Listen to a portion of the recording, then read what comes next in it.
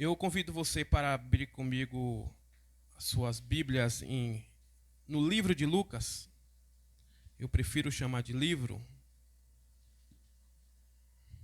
Capítulo 16. Vai ser nosso texto inicial.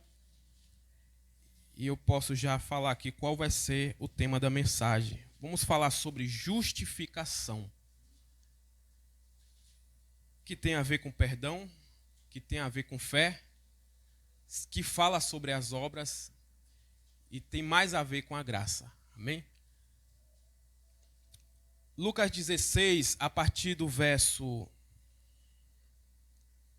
Deixa eu pegar aqui. Do verso 14. E os fariseus que eram avarentos ouviam todas essas coisas e zombavam dele. E disse-lhes: Vós sois os que vos justificais a vós mesmo diante dos homens. Mas Deus conhece o vosso coração, para que entre os homens é elevado perante Deus abominação. Vós sois os que vos justificais a vós mesmo diante dos homens. Mas Deus conhece o vosso coração, porque o que entre os homens é elevado perante Deus é abominável. Então, aquilo que nós exercitamos, através daquilo que nós podemos fazer, para Deus é elevação de coração.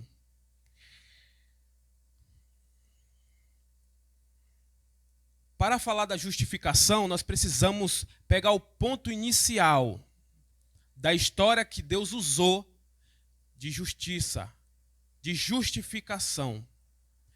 Olha, Deus sempre foi justo, porque Deus é perfeito, porque Deus é santo. Deus sempre existiu, Ele sempre dominou, Ele sempre esteve no controle de tudo. Ele ofereceu a oportunidade ao homem para viver plenamente com Ele. Exemplo, Adão no jardim, separado do mundo, dos desejos das trevas. Mas Adão optou, por presciência de Deus, fazer aquilo que estava no seu coração, que é o desejo do homem. Por isso que quando usamos do coração para agir, muitas vezes nós desagradamos a vontade de Deus, porque Deus não age pela carne, Ele age pelo Espírito. Amém? Então Deus criou Adão. Deixa eu fazer aqui uma rápida comparação ou explicação inicial. Eu gosto de deixar claro isso para poder, quando a gente falar, os irmãos também acompanhar nosso entendimento. De que quando Deus criou o homem, Ele não criou já a carne. Deus criou o homem nele. Ele criou homem, espírito.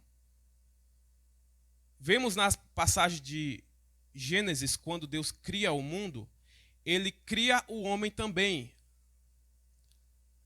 da sua semelhança, da sua forma. Qual era a forma de Deus? Espírito. Deus não tem forma.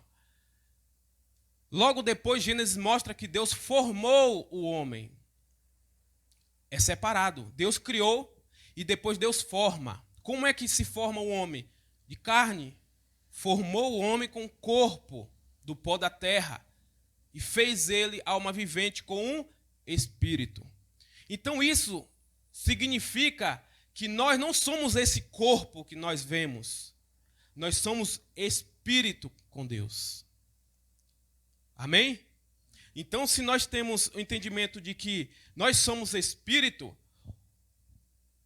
o que agrada a Deus é tudo que fazemos através do espírito. Mas, como fica o corpo? Acabei de dizer na introdução da mensagem. É uma necessidade de um processo. Com o tempo, nós vamos entendendo a vontade de Deus. Porque no nosso espírito nós já fomos aperfeiçoados porque nós somos dele. Mas temos esse corpo. E de que forma devemos agir? Pelo espírito. Mas não de uma hora para outra. Nós não conseguimos tomar a decisão de falar, agora só vivo pelo espírito. Não. Paulo fala que enquanto eu estiver nesse tabernáculo, ainda vou sofrer as consequências desse mundo. Então, enquanto estiver nesse corpo, nós precisamos usar do Espírito para aperfeiçoar esse corpo. Você percebe que tem pessoas no Evangelho, até com muitos anos, que de alguma forma ele consegue se purificar, se afastar dos desejos mundanos. Sim, ele consegue ter mais momentos de oração, ele consegue mais meditar na palavra do que outras pessoas, ele consegue se separar mais para o Senhor do que outras pessoas, ele consegue evitar o pecado, as vontades carnais do que outras pessoas. Porque ele aprendeu, ele recebeu o conhecimento e tomou atitude e deixou que o Espírito manifestasse isso na carne. Amém? E nós percebemos que Adão, desejando fazer a vontade da carne, saiu dos propósitos de Deus. Agora, Deus sendo justo, como ele poderia agir com o homem? Com justiça. A Bíblia fala que o salário do pecado é a morte. Então, o único juízo que Deus teria para o homem era a morte. Só que, de alguma forma, Deus, ele amou o mundo, como declara João 3,16, que ele entregou o seu filho.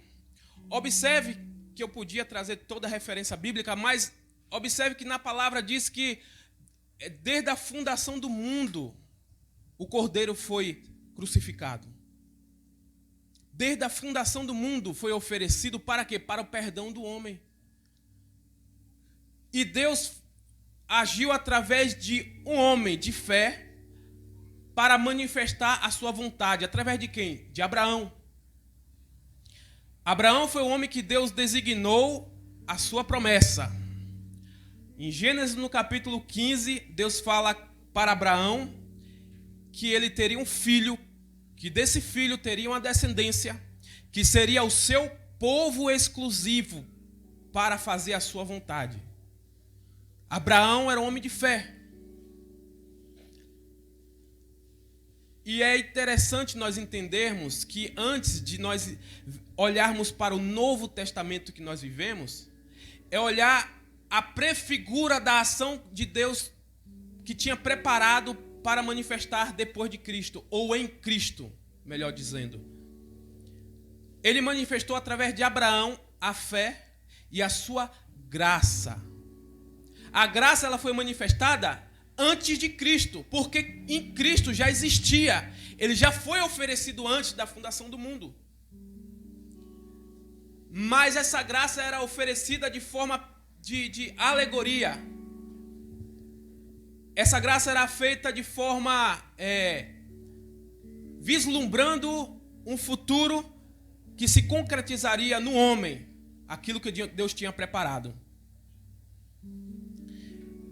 E Abraão usou da fé, que não é dele próprio, mas que Deus deu a ele esta fé, e ele caminhou uma caminhada a uma terra que Deus prometeu, e Deus prometeu também um filho que faria assim a sua descendência. Mas é incrível que Gênesis 15 fala que Deus promete um filho, e Gênesis 22 fala que Deus pede esse filho em sacrifício. Agora você pode perceber que existe uma comparação muito grande do sacrifício de Cristo para aquilo que Abraão estava para oferecer. Quando Abraão pega Isaac e vai para o caminho da terra de Moriá, onde ele deveria sacrificar em um dos montes, ele pega a lenha e coloca nas costas de Isaac, assim como Cristo levou a cruz, para oferecer sacrifício em holocausto ao Senhor. E ele caminha, Isaac obedece, Isaac não rejeita o sacrifício, e ele vai, e ele deita no altar, preparado por seu pai. Existia uma promessa, e essa promessa estava por um fio de não se cumprir, porque a promessa se cumpriria por um filho, e esse filho seria sacrificado. Eu acredito que no momento que Abraão levantou o cutelo para fazer o sacrifício, ele pensou, eu creio que se eu matar meu filho, Cristo há de ressuscitá-lo. Ou de alguma forma Deus vai agir e a promessa vai se cumprir de alguma forma. Eu tenho fé nisso, mas eu vou realizar a vontade de Deus. Perceba se isso não é uma prefigura de Cristo com Deus. Isso era graça sendo anunciada, prometida. Aí mais na frente nós vemos que Paulo confirma em Romanos 4 que Abraão creu e por isto foi-lhe imputado como justiça. Então a justiça de Deus foi através do crer de Abraão. O crer, a fé do início. E Paulo reforça também em Gálatas 3, versículo 6 também, que Abraão creu e foi imputado como justiça. Tiago também fala em capítulo 2 que Abraão creu e com as obras também que ele realizou foi imputado como justiça. Mas o que eu quero deixar claro é que não é como Tiago falou em capítulo 2, que por meio da obra de Abraão, mas ele não realizou a obra. Ele foi para realizar, mas Cristo não permitiu. Eu não estou falando que Tiago está errado. Eu estou falando que Paulo disse que Abraão creu e somente isso foi necessário para justificá-lo. E ele repete na carta de Gálatas, Abraão creu e isso foi usado para a sua justificação. Mas Tiago fala, não foi por meio da obra de Abraão que ele foi justificado? Podemos entender que Abraão era um apóstolo de princípios, que ele usava todo aprendizado dado pelo Espírito, de que a fé era suficiente, o justo viverá pela fé. Por outro lado, Tiago mostra que ele era um homem mais prático. Ele precisava trazer uma palavra para aquela igreja. E nessa palavra ele diz que, olha, a fé sem as obras ela é morta, porque se você não tiver atitude de fé, como você pode dizer que você é salvo? Lembra do homem com espírito manifestando no corpo a vontade de Deus? Quando nós entendemos que nós somos justificados por Cristo, a nossa obra, ou melhor, a obra que Ele executou em nós, a obra que Ele fez por nós, vai ser manifestada. Por isso que é um processo na questão da santificação, mas não que a justiça também seja um processo. Olha só, a justiça de Deus, ela é um ato. A justiça de Deus, ela é vicária, não precisa se repetir. A justiça de Deus foi dada ao homem sem ter o que oferecer para receber. Por isso que se chama graça. Foi dada gratuitamente ao homem, sem o homem ter o que oferecer. É justiça de Deus. Não é que a lei ela trabalha separado da graça. A gente disputa, nós disputamos. Todo estudioso, toda pessoa que ouve a palavra, aprende pelo ouvir apenas de pregação e pelo ler da palavra, entende que o homem ele é justificado pela obra junto com a fé. Nós entendemos muito que separamos a lei para poder a graça vir. Na realidade, a lei era uma alegoria daquilo que viria. A lei era uma prefigura daquilo que Deus estava preparando. Nós sabemos que Cristo foi o fim da lei para que se cumprisse, para que se completasse, para que realizasse toda a obra de Deus, através de quem? Do Espírito, da ação de Jesus na cruz, sacrificado para nos justificar. Não foi por nossas obras. O que é que nós lemos em Lucas 15, ou melhor, 16, 15? Vós sois, isso foi palavra para os fariseus. Vós sois os que vos justificais a vós mesmo diante dos homens, mas Deus conhece o vosso coração. Porque o que entre os homens é elevado perante Deus é abominação. Não é nós que buscamos isso para receber. O que eu quero deixar claro aqui, irmãos, que a justificação de Deus, ela não é um processo por alguma obra que você fez. Não é um esforço que você lutou e permaneceu não sei quantos dias, quantos anos, quantas décadas na igreja, o quanto você fez mais do que o seu irmão. Ela foi dada. É um ato determinado. Não precisa você se esforçar para receber a justificação. A justificação foi dada. Aquilo que nós falamos agora precisa ser manifestada. Como? Através das suas atitudes. Para que os outros possam ver a declaração pública da sua fé. Amém? Então, se eu pensar que a justificação é um processo, eu posso pensar que você vê um novo convertido entrando na igreja hoje, né? E ele vai receber a justificação no fim da sua vida olhando para as suas obras. De forma alguma. O novo convertido tem tanto a justificação quanto aquele que já tem tantos anos na igreja. O novo convertido tem recebeu tanto a justificação quanto aquele que tem 20 anos na igreja, 30 anos na igreja, que faz tantas coisas na igreja. Porque não foi por merecer.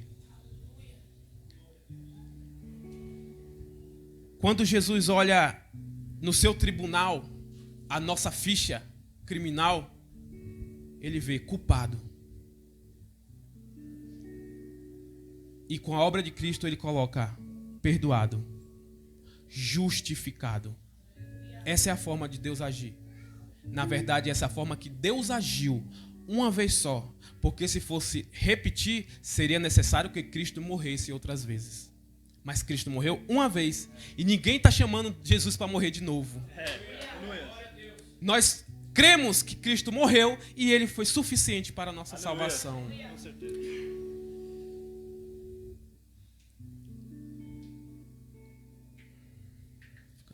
Aleluias. Escrevi tanta coisa e no final a gente fica escolhendo. Bom, em Romanos 3, 25, Paulo mais uma vez reforça o entendimento sobre essa justificação. Romanos 3, versículo 25 diz assim: o qual Deus propôs para propiciação pela fé no seu sangue, para demonstrar a sua justiça pela remissão dos pecados dantes cometidos sobre a paciência de Deus. Debaixo, Deus suportou com paciência os pecados cometidos e preparou a propiciação através da remissão com o sangue de Jesus pelos nossos pecados. Justificado, perdoado.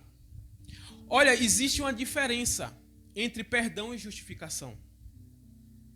Porque ele fala, não, eu fui perdoado. Só que perdão é você simplesmente deixar de lado, não vou acusá-lo, não vou cobrá-lo. Vai perdoar. Por exemplo, posso fazer aqui uma comparação. Você tem uma conta no banco e você tem R$1 milhão de débito negativo lá. R$1 milhão é muito dinheiro. Como você pagaria? Eu não teria condições.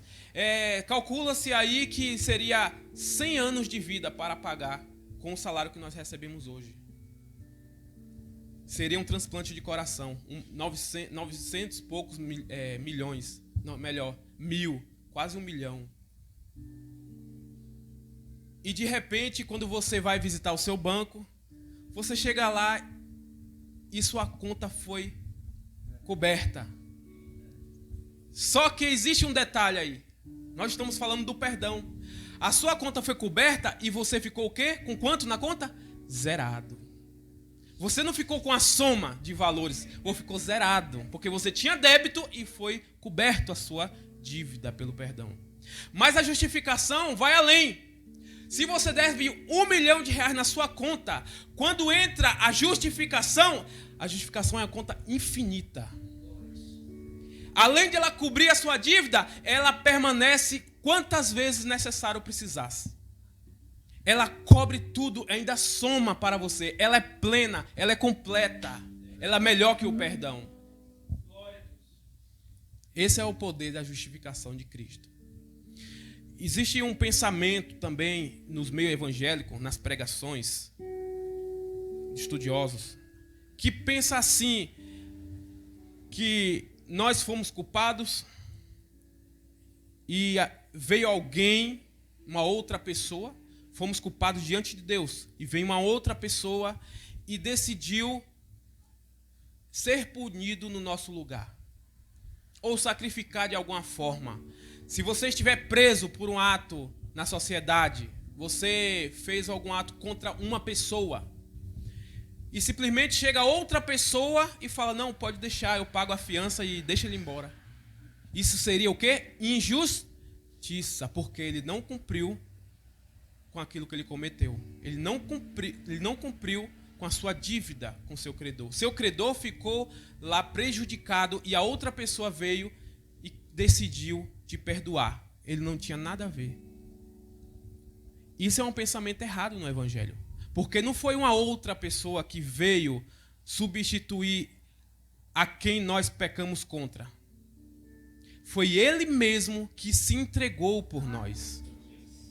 Quando João fala que Deus amou o mundo de tal maneira que entregou o seu Filho, Ele entregou o seu melhor. Ele entregou algo que era dele, de dentro dele mesmo. Ou seja, Ele mesmo. Isso confirma que Jesus era Deus. Então, se Jesus é Deus, Ele mesmo veio perdoar e não pagar uma fiança por causa de outra situação. Ele veio perdoar aquilo que nós cometemos contra Ele. Somente a pessoa pela qual nós pecamos que deve oferecer perdão e nos perdoar. Outra pessoa não pode fazer isso. Imagine eu bater, dar um tapa na cara do pastor, imagine. É mais perigoso ainda, né? E bater tão forte que ferir o seu rosto, imagine. E eu ficar muito magoado, com raiva. E vem outra pessoa, o Fábio, e chega pro pastor e fala, não, deixa, eu já perdoei ele. Mas o que Fábio tem a ver com essa conversa? Hã? Não tem nada a ver. Então, o perdão do homem não é no sentido de uma terceira pessoa. Foi Ele mesmo que nos perdoou. Por isso que nós falamos assim, a justiça de Deus é Cristo. Não a justiça de Jesus que nos purificou. A justiça de Jesus foi necessário para Ele mesmo mostrar que Ele era santo. Ele caminhou na terra. Sabe por quê? Se a justiça de Jesus nos resgatasse, Ele não precisaria morrer.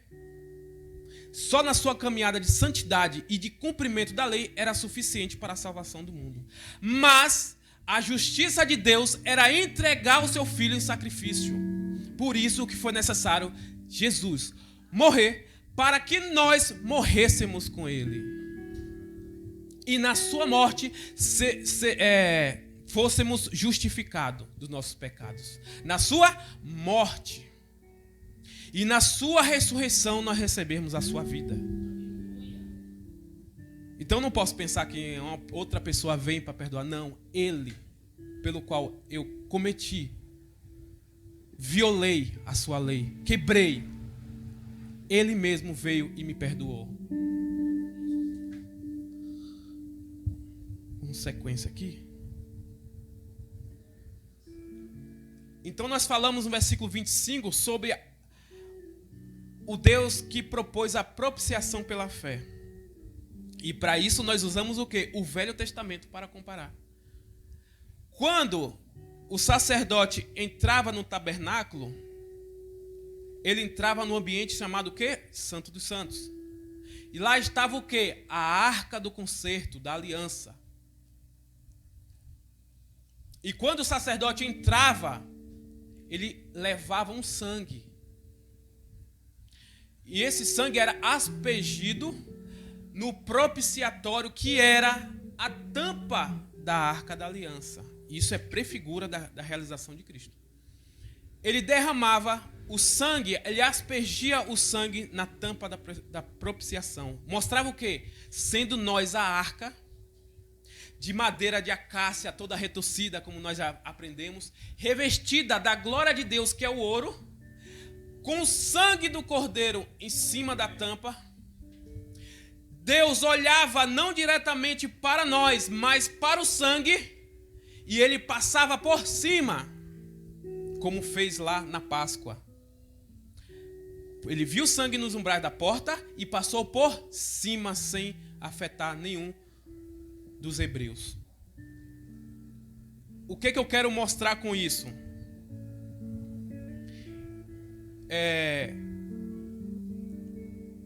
O sangue, ele não era um sangue de um homem santo ainda. Era um sangue de um cordeiro. E sangue de cordeiro purifica pecado? Como eu disse, ele cobre pecado. Ele apenas escondia o pecado. Não era suficiente. As pessoas que viviam antes de Cristo, como elas eram salvas? Elas eram salvas pela graça. Sabe de que forma? Crendo na promessa que viria. Porque a gente se pergunta, e o povo antes de Cristo? Eles criam. A graça foi desde a fundação do mundo e já era manifestada. E ali eles criam naquilo que foi prometido pelo Pai da fé, para o Pai da fé, e através dele foi ensinado. Então eles criam na profecia, e nós olhamos para lá para trás, 2000 anos atrás. Eles olhavam para frente e nós olhamos para trás. Olha que incrível, não é? A forma de Deus alcançar o homem perdoando os seus pecados. Quando a gente faz essas comparações, nós percebemos que nós percebemos que parece um paganismo, não é? Um sacrifício que fazem por aí, com a galinha, com bode, na macumba e outros tipos de coisa, um despacho, isso e aquilo. Parece. Só que, se a gente observar bem, porque aqui nós mostramos um sangue de cordeiro também. A Bíblia mostra que existe o altar de sacrifício, derramamento de sangue, cordeiro todo queimado. Nós observamos uma coisa muito interessante, que a gente vai aprendendo. Que o povo pagão, ele sacrifica para acalmar os seus deuses, ou aplacar a ira dos seus deuses. Então eles sacrificavam para falar, calma aí, eu estou aqui te agradando, não venha com a sua ira. Só que quando nós olhamos para o Evangelho, nós percebemos que não é nós que realizamos o sacrifício, é Deus que prepara o sacrifício por nós. É Ele que realiza. O que podemos declarar com isso? Que Deus, Ele faz tudo, Ele faz todas as coisas. Por isso que nós, por mais que nós queremos mexer o nosso dedinho, tomar alguma atitude que se torne melhor, não é por nós mesmos. Se existe em nós isso, que se manifeste, mas porque Ele realizou. Não para você se purificar mais. Sim, manifestar a santificação se afastando daquilo que é trevas, mas sendo já o Filho de Deus, porque você é um espírito, você não é carne. Você é um espírito. Por isso que a salvação não é por méritos, por isso que a salvação não é para aquela manifestação de obras. A salvação é dada. A salvação não é um processo também, como a santificação. A salvação ela é oferecida de uma vez só. Ela foi desenvolvida já no nosso espírito e é manifestada no nosso corpo. Nós mostramos que nós somos salvos quando nós entendemos esse evangelho, recebemos conhecimento e acreditamos nele. Tem que ter fé. Se não tiver fé, você está aqui em vão, você lê a Bíblia em vão, você busca conhecimento em vão, porque você não tem fé naquilo que você observa. Glória a Deus. Romanos 3, 27, sequência aqui do Romanos, fala: onde está, pois, a razão para tanto orgulho? Foi totalmente destruído. Por qual lei? Das obras? Não, ao contrário, pela lei da fé. Então, não tem como nós nos orgulharmos, porque nós não fazemos nada. Se alguém quiser levantar o nariz, falar: olha, o tanto tempo que eu tenho fazendo isso, que eu permaneci. Existem louvores aí, ou não chamo nem de louvor, é de música, que na verdade são antropocêntricas, não cristocêntricas, né? Centralizando ali o que o homem faz, né? Fala quanto tempo, e canta quanto tempo eu estive aqui e permaneci e nunca falhei. E tem pregadores que falam isso e aquilo. Ah, eu não cheguei aqui de paraquedas, já tenho uma caminhada, eu tenho raiz, minha mãe é isso, meu pai é isso. Só falta a carteira assinada pela, né, CGADB. Mas enfim. Foi pelas obras? Não. Pela lei da fé. A lei da fé, ela realiza todas as coisas. A lei da fé. Lembrando, Gálatas 2:8 fala o quê? Pela graça sois salvos. Isso não vem de vós. É dom de Deus. Aí o 9 fala o quê? Não vem das obras para que ninguém se glorie. Amém? Então a realização toda é do Senhor. Eu a gente vai meditando na palavra, que a gente é bem, eu sou, vou falar na terceira pessoa. Eu sou bem curioso, né, pela palavra. Quando o pastor diz, fala alguma coisa ali, eu já vejo aqui, não, vamos ver se está assim mesmo. É, varão. Quando eu ouço alguém falar da palavra, onde eu não tenho um pleno conhecimento, eu vou buscá-lo. Vamos ver se o irmão Abimael está falando corretamente sobre a justificação. Eu passei um bom tempo, para não trazer glorificação, eu passei um bom tempo na escola bíblica dominical, e todas as vezes que eu trazia o estudo, eu falava: irmãos, não se satisfaça com aquilo que é oferecido aqui na frente. Não ache que é suficiente aquilo que você apenas ouviu. Busque confirmar na palavra. É aquele famoso crente bereano, né? Que quando Paulo pregava, o povo ia lá, abria a escritura e meditava para ver que se aquilo que Paulo falava era de fato verdade. Sejamos crentes bereano. Procure certeza pela palavra. Não porque você tem uma consideração por aquele irmão, por aquele pastor, isso e aquilo. Não. Procure a convicção pela palavra.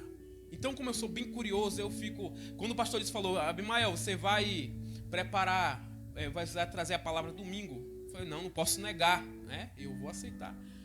Só que é tanta coisa que a gente vai estudando. E eu comecei, antes de decidir um tema, comecei a pensar: quem é Deus? O que a Bíblia me ensina até hoje? Aí eu separei num papel que estava por aqui, que sumiu. Apareceu aqui. E eu comecei a descrever, a rabiscar, tanto que o papel é bem amassadinho. O que nós temos lido e a Bíblia tem nos informado, trazido de conhecimento, trazido efeito em nossas vidas? Aí eu rabisquei rápido que a Bíblia condena o pecado. Nós vemos que a Bíblia mostra o amor ao pecador. A Bíblia nos dá alegria, a Bíblia nos dá paz, a Bíblia traz harmonia, a Bíblia nos ensina louvores, a Bíblia até nos ensina a pregar. Na verdade, a Bíblia, ela nos ensina a proclamar da verdade.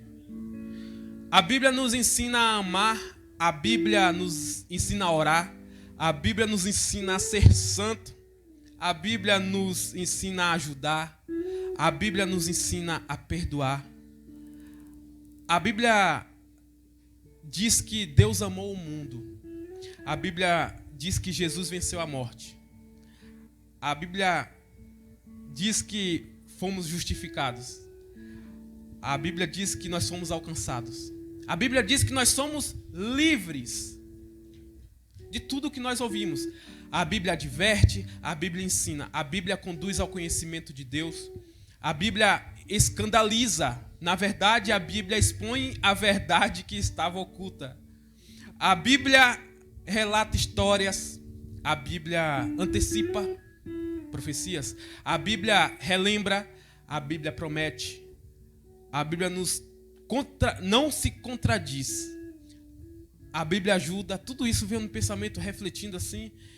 E é verdade. Eu comecei a meditar o quanto nós temos aprendido com Deus. Para nós sermos pessoas melhores para os outros. Não é? A Bíblia consola. A Bíblia transmite bênçãos. A Bíblia é para todos. A Bíblia é para o justo. A Bíblia é para os injustos. A Bíblia é para os incrédulos saberem quem é o nosso Deus. Você vê que eu sempre coloco uma observação quando é um pouco crítica a colocação, né? A Bíblia é infalível. A Bíblia repreende. Na Bíblia tem doutrina. Na Bíblia nos mostra a salvação. A Bíblia nos mostra o reino de Deus. A Bíblia nos mostra o bem e o mal. Na Bíblia eu estou seguro na caminhada com Deus. Eu falei agora isso aí. Meu Deus, como é maravilhoso falar da Bíblia, conhecer Deus e manifestar sua graça para conhecimento, para que possamos crescermos juntos. Sabe por que nós temos que crescer juntos? Temos que falar isso? Porque muitos crescem para saber mais do que os outros. Muitos crescem para mostrar mais obra do que os outros. Muitos pegam conhecimento para usufruí-lo da maneira que quer, manipulando, melhor ainda, dizendo a palavra de Deus. Então, o que eu posso tirar de conclusão? Meu Deus. Que não é através daquilo que eu posso oferecer a Deus, mas é daquilo que Ele me deu. Você percebe que o tratado com Deus é dele para nós. Nós só temos a agradecer. A única coisa que nós temos é amar a Deus, agradecê-lo por tudo que Ele fez. A sua justificação, ou melhor dizendo, a justificação de Deus, oferecendo o seu Filho na cruz, ela foi suficiente para a salvação. E com isso nós devemos nos apegar e sermos melhores, santificando-nos a cada dia mais, separando-nos do poder das trevas, porque existem poderes por aí. E nós precisamos nos separar para que nós, tendo a luz, podemos refletir para o mundo quem é Jesus. É a nossa vida, é o maior testemunho do que as nossas palavras. Amém? Medite, procure, busque conhecimento. Não precisa saber mais do que o outro irmão, ou não precisa conhecer toda a Bíblia para ser salvo. Não, você já foi salvo. Mas procure aprender para agradar mais o seu Deus. Porque Ele é glorioso, maravilhoso, digno de toda a honra. O rabisco sobre Deus ficou em casa. Eu ia falar o que era Deus, o que eu entendo sobre Deus. Na verdade, a palavra Deus não é o seu nome próprio, não é? Deus é um nome genérico. E ninguém conhece o nome Deus. Na internet, se você abrir, fala que é Yeshua, Yahu, e Yahvé, isso e aquilo, e ninguém tem certeza. Mas eu sei que Ele vive em mim, né? E Ele é o meu Senhor. Amém? Deus abençoe.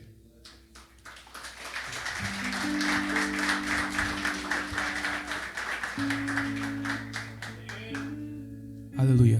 Vamos louvar o Senhor para finalizar.